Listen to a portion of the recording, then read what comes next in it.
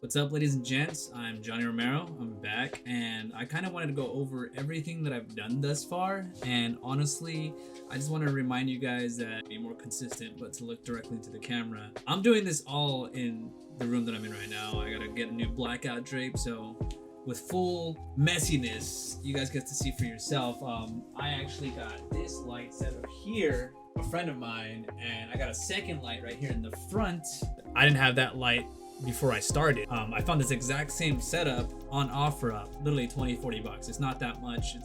You can use your recycling money, for example, to get something like that. The point is, as long as you're doing something and as long as you're building and growing, you can pretty much keep getting farther. I have a third light here in the middle, and that's from like a decade ago of like building 3 light setup, one for the back, one for the front right here, just to kind of give me like a nice soft light. And then I got a directional light facing towards me, so that if you want to know what it's like to have a look like this. I still got these shadows here, so it's not that big of a deal, but don't stress about all of that, because the main point is, as long as you're filming and getting stuff done, that's all that matters. Even if you didn't have any of these lights, what matters most is the content, and quality will come over time. Because if you're constantly nitpicking yourself and bringing yourself down before you even do anything, there's no point in doing that, because you're just paralyzing yourself to not do anything. Overanalyze, you paralyze. That's just what happens. Overanalysis causes paralysis. So with that said, I kind of want to go over where I've basically grown in the past month. I've done a lot. I didn't think I did. I actually really did. So I'm going to go ahead and bring this screen over. Over the course of 30 days, it's very hard to decide how you want to build a business, because you're kind of all over the place. You don't know what questions you want to ask. You don't know what direction you want to go in. And the reality is, you don't know until you start doing things. So every day I'd force myself to do something. It starts to kind of like build its own framework over time. I've watched literally tons of inspirational videos. Till you actually do stuff, it's a waste of time. It's useless. So you actually learn more, like I've heard from Hormozy, for example. You learn more in the first 20 hours of anything that you do that you're unaware of than anything else, because that's where you can just learn so much material. But after that, it starts to kind of make sense and it starts to plateau. I have a folder here on the top left, and that's kind of like where I see how I manage my accounts and stuff like that. I wanted to know all of the logins, the passwords, everything, personally, etc. This is just one way to get in. I'm not saying you have to do this, but this is just something that I do. Though another way that I have it set up too, I start building up a client base. I build a profile for them, because I don't have a complex CRM system. If you guys don't know what that is, a CRM system is a customer relationship management system. There's a lot of places that you can pay for, like HubSpot. I don't have the revenue for that right now. I will. In the future, I'm gonna definitely implement that in the next month of February. But right now, again, I was trying to build a general framework to what I wanted to do. Using Google Docs, like, it's something that you have now. So like, these are some potential clients on the left.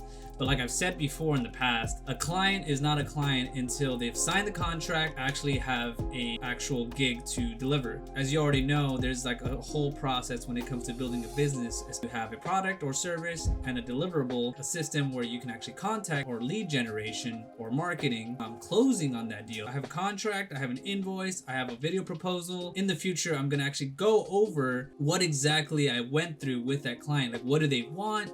What are they interested in? What are their pains? What are their problems or issues that they want to get resolved? You use the information that they provide to kind of help you close in on that deal. If you're trying to do a lot of random things like, oh, well, I have these features, or I have these benefits, or I have these skill sets, or yeah, that's all cool and fine. But at the end of the day, they called you to resolve one specific issue, and if you can fix that, you're going to be in good hands. And one thing I will say is, a lot of the jargon gets lost in conversations, so just simplify it, listen to what they have to say, make it easier for them, to understand. Sell the vacation, let them know like, hey, this is what you're going to get.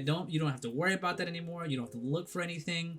I'm going to help you get your photographer, your video. It's all going to be done. You don't have to think about that. It's just going to be professionally made, and you have your website, and if you have a background, if you have like actual portfolios to showcase, it helps alleviate that kind of stress. Because if they've seen your website, they clearly want to talk to you, they want to get to know you, and they want your specific style of work.